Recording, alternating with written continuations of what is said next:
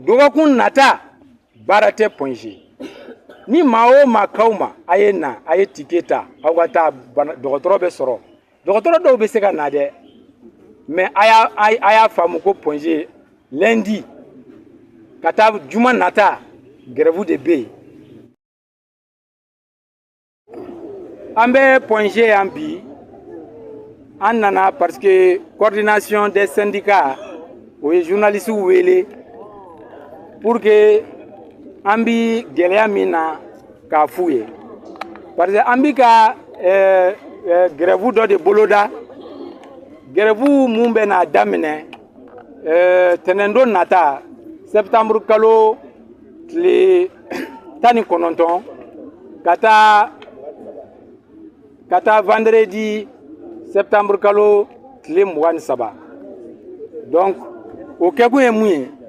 an baarakɛɲɔgɔn n'o ye Fuseni Kulibali ye n'o kun y'an ka secrétaire général ye u y'a bɔ yan ka taa n'a ye gouverneur ka bolo kan k'a sɔrɔ a ma kɛ ni sariya ye jamana ka sariya bɛ yen a ma kɛ n'o ye syndicat ka sariya bɛ yen a ma kɛ n'o ye. Filanan ye min ye an b'a fɔ yɔrɔ ko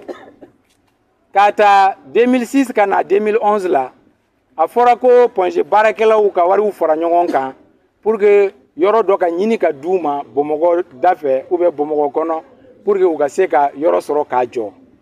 Mɔgɔ dɔw ye fɛn min bɔ a bɛ tɛmɛ $1,000,000 kan wa mɔgɔ mun ye cotisation kɛ o ye maa 300 ani maa 48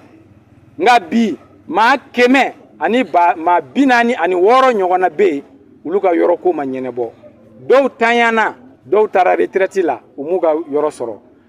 n'an taara direction na an tɛ ɲɛ sɔrɔ an taara médiateur fɛ an ma ɲɛ sɔrɔ an ko an bɛ wuli ka jɔ kɛ pour que ka mɔgɔw ka hakɛ ɲini k'a d'u ma yɔrɔ tɛ sɔrɔ wari tɛ sɔrɔ fɛn tɛ f'an ye o tɛ se ka ɲɛ. Filanan sabanan ye min ye o ye dɔgɔtɔrɔso yɛrɛ kɛcogo ye. Point G bɛ deli ka kɛ ko n'i nana i nana yɔrɔ la i tɛ taa yɔrɔ wɛrɛ min na Mali kɔni kɔnɔ radio bɛ kɛ ka ɲɛ jolita bɛ kɛ ka ɲɛ furakɛli bɛ kɛ ka ɲɛ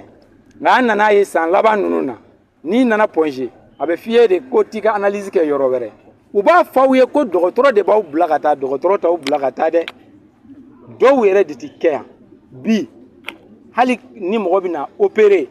i y'a faamu ni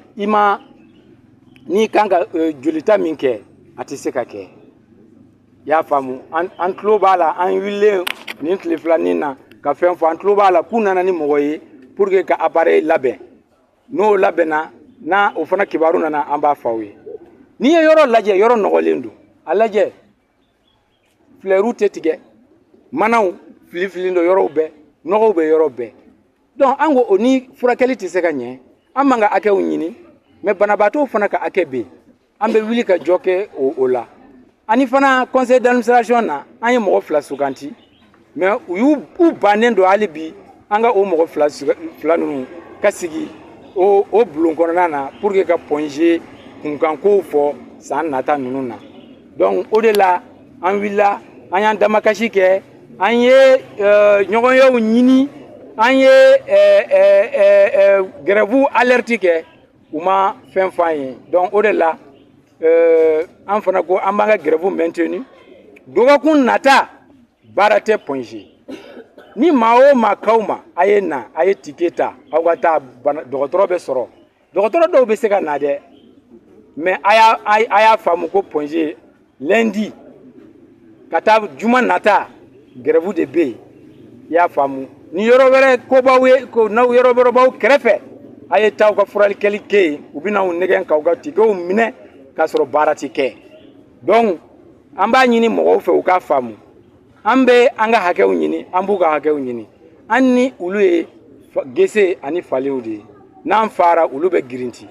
n'olu fana fara an fana bɛ girinti donc an ka ɲɔgɔn faamu an ka ɲɔgɔn dɛmɛ nin kɛlɛ in na pour que Point G ka bɔ nɔgɔ la furakɛli ka se ka kɛ ka ɲɛ pour que mɔgɔw kana taa yɔrɔ wɛrɛ pour que ka taa fɔ k'u b'u ka furakɛliw kɛ gɛlɛya la donc hakɛto bɛ nin kan salalaw